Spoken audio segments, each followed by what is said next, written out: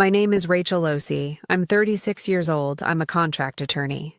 I specialize in real estate transactions, the kind of work where every sentence in a document matters, where one missing clause can cost someone everything, and where the people who try to cut corners always, eventually, find out why corners exist.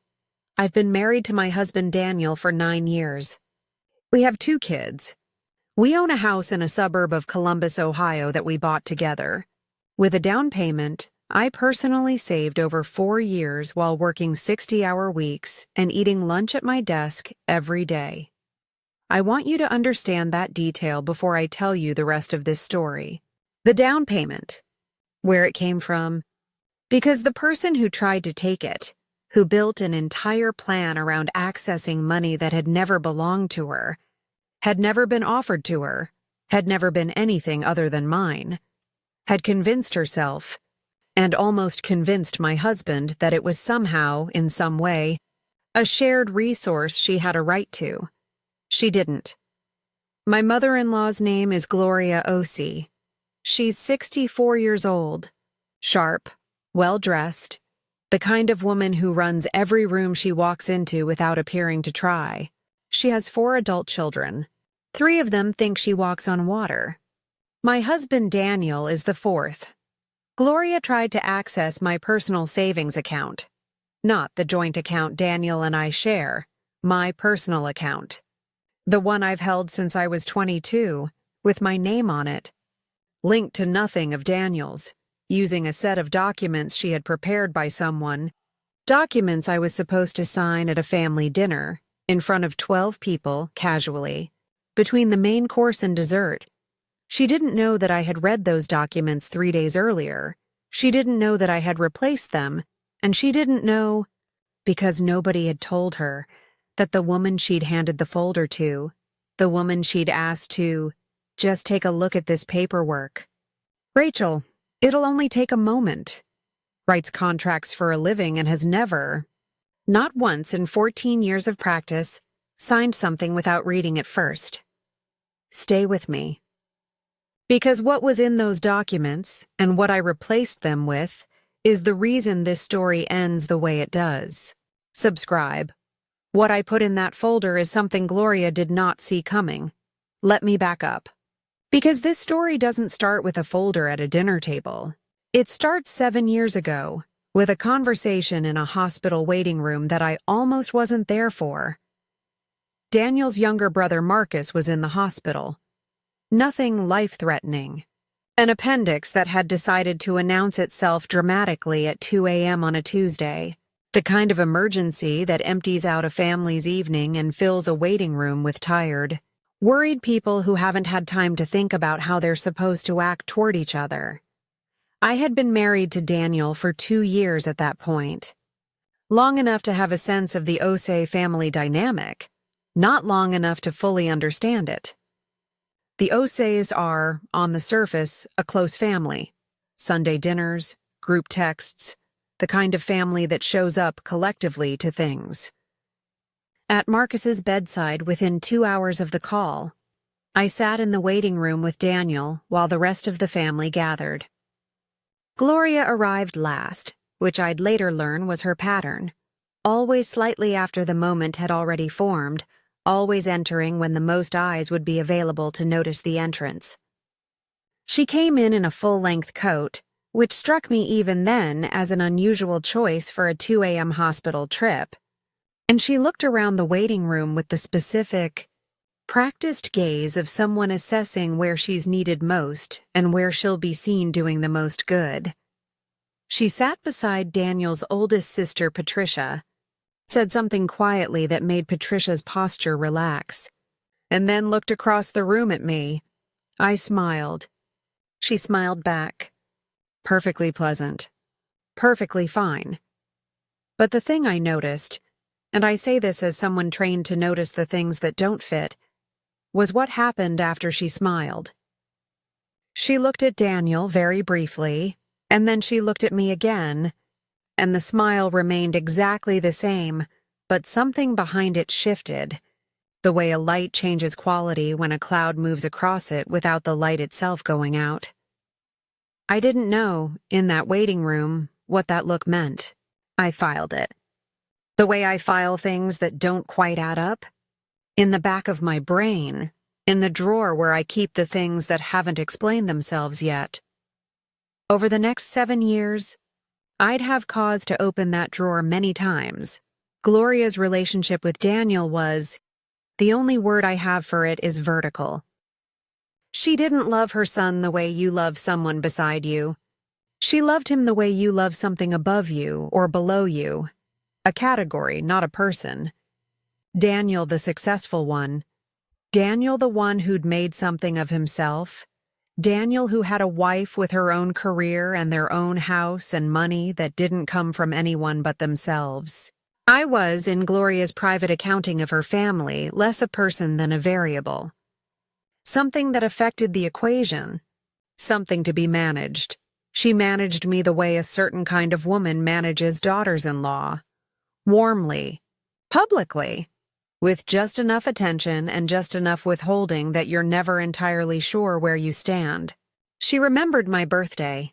She asked about my cases, sometimes, always in the same slightly performative way, as if she were running through a checklist titled, Things to Ask Rachel. She complimented my house, my clothes, the children, in the smooth and automatic way of someone who had learned that complimenting things costs nothing and buys goodwill. And she borrowed money, not from me directly. Never from me. From Daniel, small amounts at first, a few hundred here, a few hundred there, always for something specific, always with a specific reason, always paid back, sometimes. Over the years, the amounts got larger. A car repair that turned out to be an engine replacement. A medical bill that turned out to be a series of bills. A home repair that turned out to involve the foundation. Daniel handled these quietly. I knew about some of them. I found out about others later, going through our joint account records during tax season. Seeing deposits I'd been told were refunds and understanding. When I looked at the dates and the amounts, that they were repayments. Repayments of loans Daniel had made from our joint account without mentioning them to me, which was something I had learned over 9 years, was a pattern and not an accident. I want to be fair to Daniel here, because he deserves fairness even in a story about something he got badly wrong. He is not a person who hides things out of deception. He hides things out of conflict avoidance. The specific, learned behavior of someone who grew up in a family where the easiest way to keep the peace was to make things not visible rather than actually resolve them. He didn't tell me about the loans because telling me would have required a conversation about his mother that he didn't know how to have. That conversation was coming. It came the way things come when you've deferred them long enough, not gradually, but all at once, with all the pressure of the years behind it. The folder at the dinner table was just the moment it arrived. Comment the word, waiting. If you've ever sat in a room and noticed something about someone that you couldn't quite name yet, but filed away anyway, knowing it would eventually explain itself. Stay with me. The dinner is coming. Subscribe. The folder is something you have to hear to believe. The dinner was in October, a Sunday at Gloria's house. Standard Sunday dinner, roast chicken, the good tablecloth, all 4 of Gloria's adult children and their respective partners, the grandchildren in and out of the kitchen. Daniel and I had been going through a difficult few months. Not a crisis, but a rough patch, the kind that happens in marriages after years of accumulated small things that haven't been talked about. Some of it was the loans I'd found. Some of it was a longer conversation we'd been having, badly, about what family finances meant and who got to make decisions about them and whose money was whose. In a household where I earned more than Daniel and had always kept my savings separate, partly out of professional habit and partly out of the kind of protective instinct you develop when you've watched enough real estate transactions go wrong to know that nothing is safe until it's in writing. Gloria had been more attentive than usual in the weeks leading up to that dinner.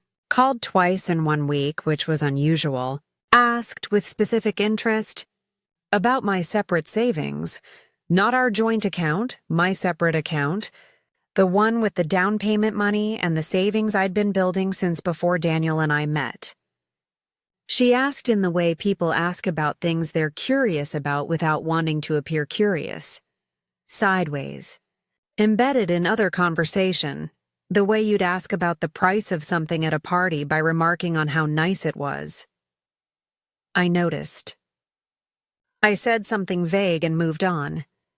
I didn't say anything to Daniel, because Daniel and I were already in a rough patch and I wasn't certain yet that I was reading the situation correctly. 3 days before the Sunday dinner, Daniel received a packet in the mail. He left it on the kitchen counter. It was addressed to him, but he'd opened it and left it there in the slightly distracted way he sometimes leaves things. Not hidden, just not particularly attended to.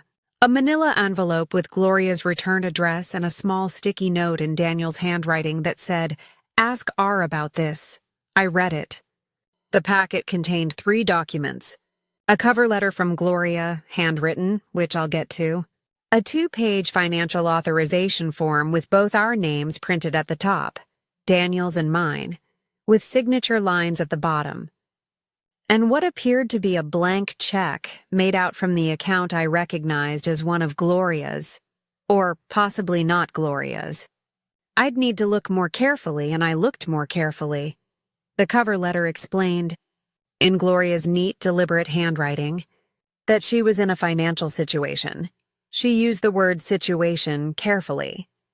Not emergency and not crisis, and that she was asking for our help, specifically through the authorization of a temporary access arrangement, which the 2-page form was designed to accomplish.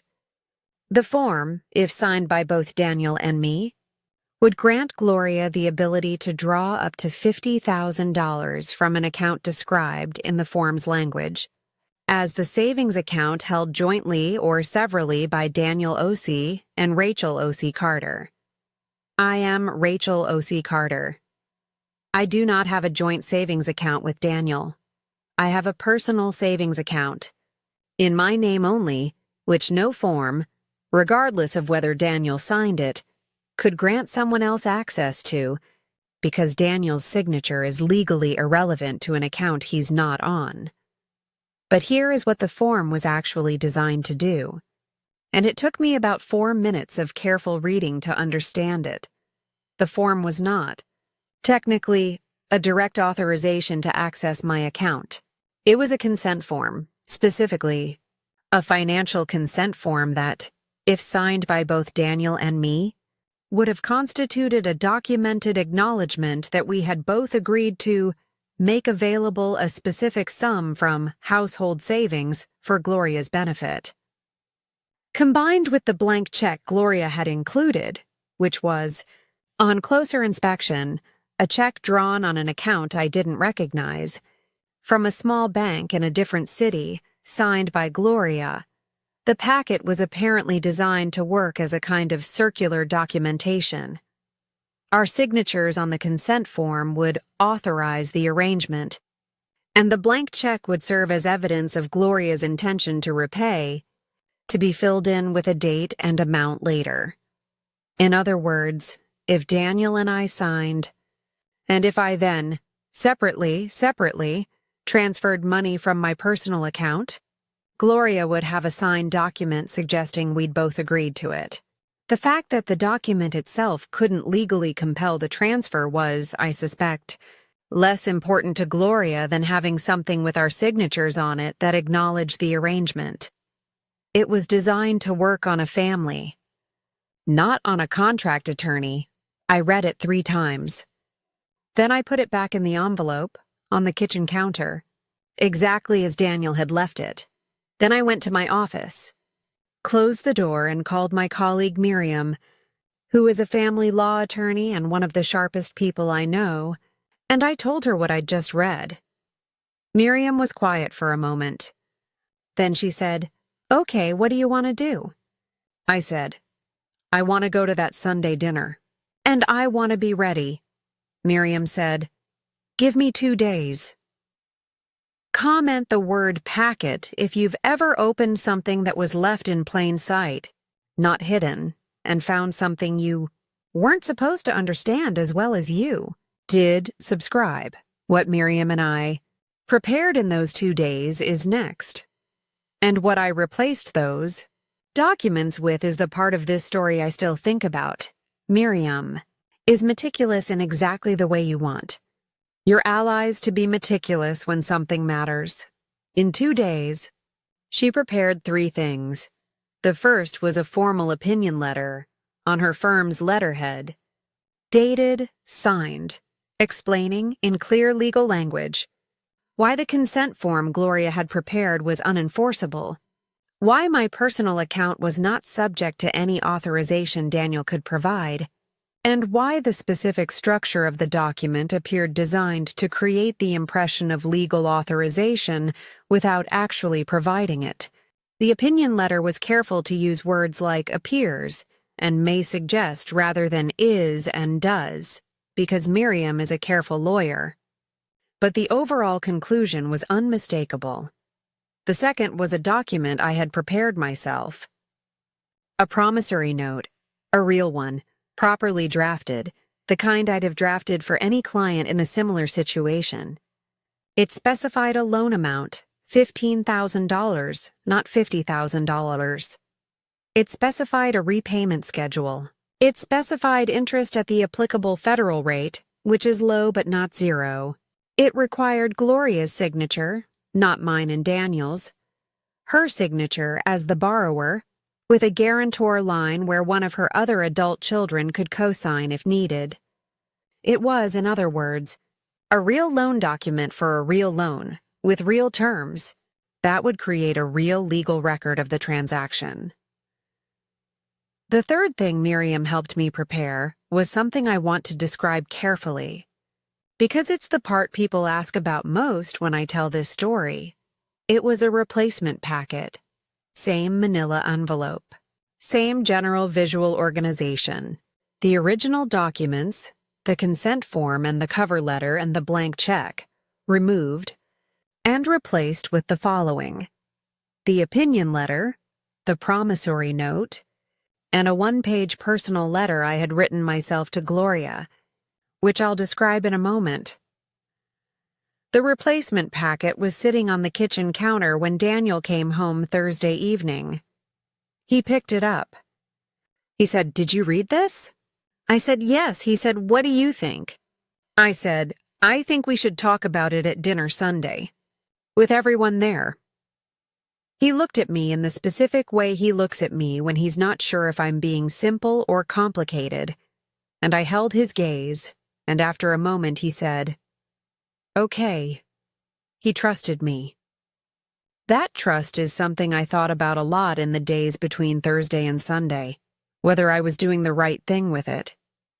I decided eventually that I was. That doing the right thing with someone's trust sometimes means making a decision without fully explaining it, and then showing them why after. The personal letter I had written to Gloria was 1 page. Handwritten, my handwriting, not typed, because some things should be personal even when they're about business. It said the following, in abbreviated form. It acknowledged that she was in a difficult situation and that I understood financial difficulty was real and serious.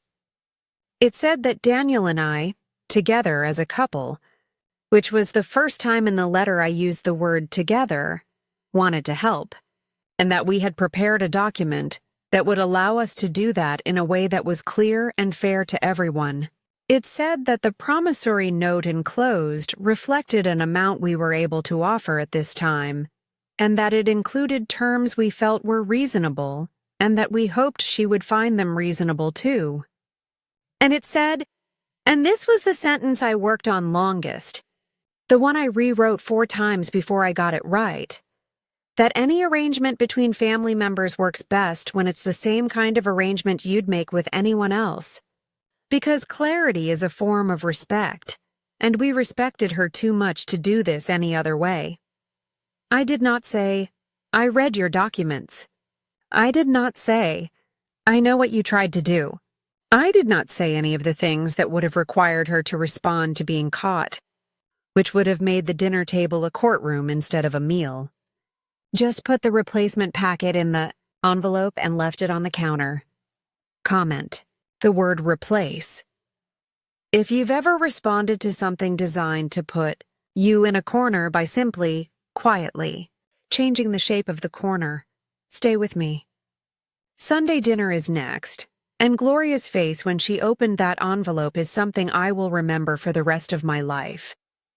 Sunday dinner at Gloria's house, the roast chicken, the good tablecloth, all 4 kids, all the partners, grandchildren in and out of the kitchen, Daniel's oldest sister Patricia, who runs logistics for everything, who had organized the seating and the serving schedule, his brother Marcus, who'd recovered fully from the appendix situation years ago, and who had the specific energy of someone who knows a family gathering, has a subtext, but hasn't figured out exactly what it is yet.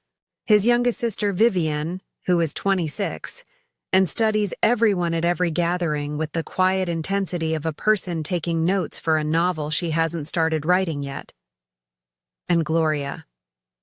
At the head of the table, the good coat traded in for a deep blue dress, running the room with her usual effortless architecture, directing conversation and passing dishes, and asking exactly the right questions of exactly the right people. I sat beside Daniel. The replacement packet was in my bag. Dinner was good. It was genuinely good. The food was excellent. The conversation was warm.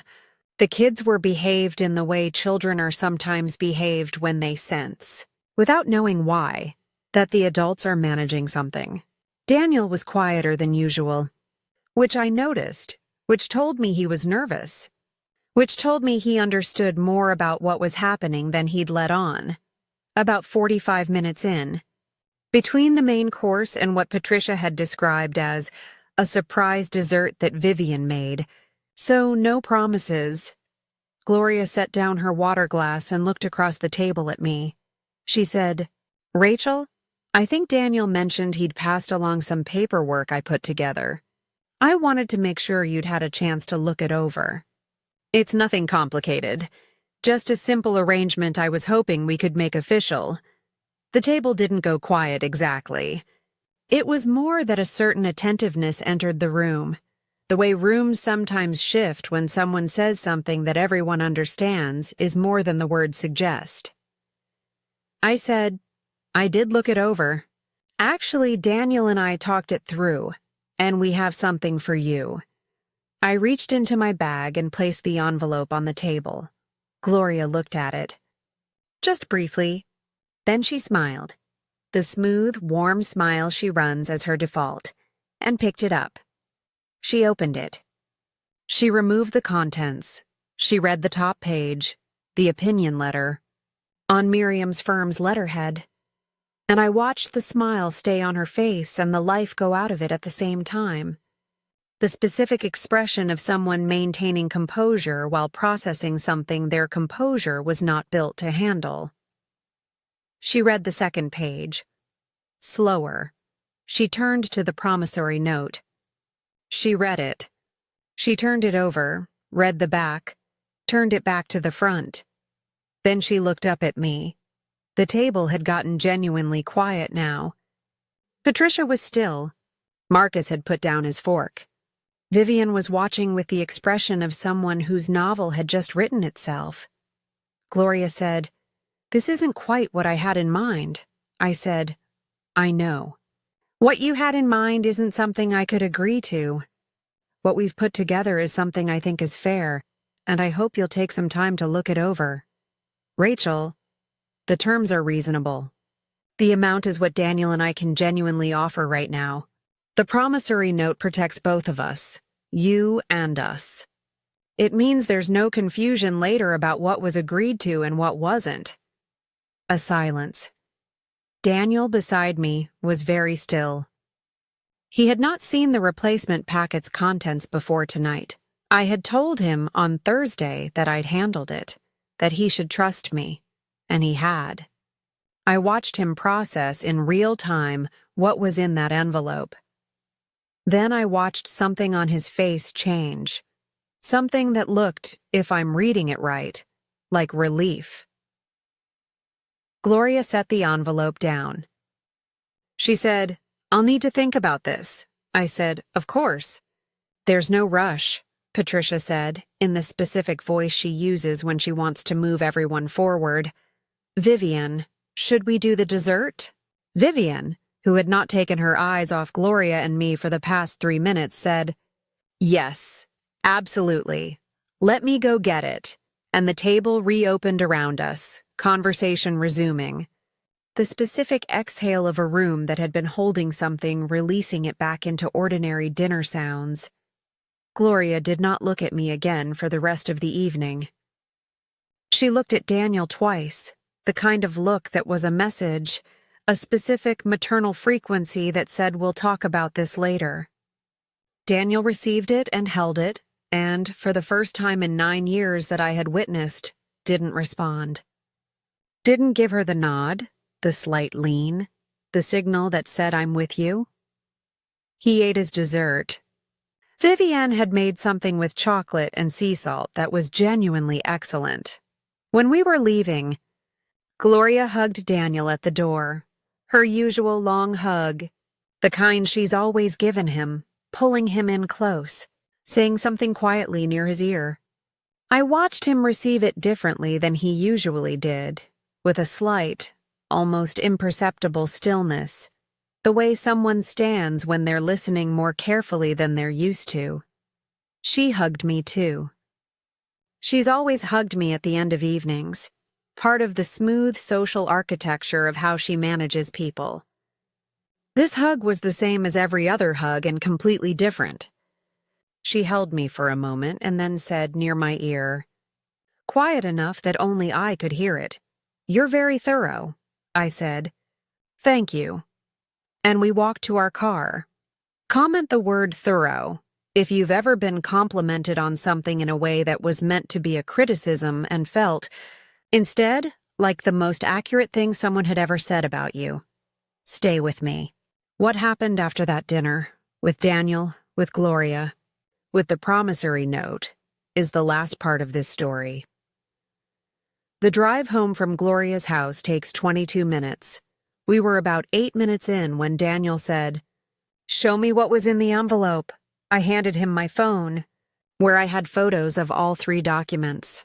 He read them in the passenger seat with the phone screen bright against his face in the dark car, and I drove and didn't say anything. And by the time we pulled into our driveway, he had read everything. He sat for a moment after I turned off the engine. Then he said, "Rachel, what did her original documents say?" "The ones you replaced," I told him. "All of it, the consent form, the blank check, the circular structure, what it was designed to do and why it wouldn't have worked legally, but would have created a record suggesting we'd agreed to something we hadn't." He was quiet for a long time. Then he said, "How long have you known she does things like this?" I said, "I've had a sense of it for years. This is the first time I had something in writing." Another silence. "The loans," he said, "from our joint account. The ones I didn't tell you about?" "Yes." "How many did you know about?" 4. I found them during tax season." "How many were there?" He said, 7. I said, "How much?" He told me the total. I won't share the number here because it's the part of this that still belongs only to Daniel and me.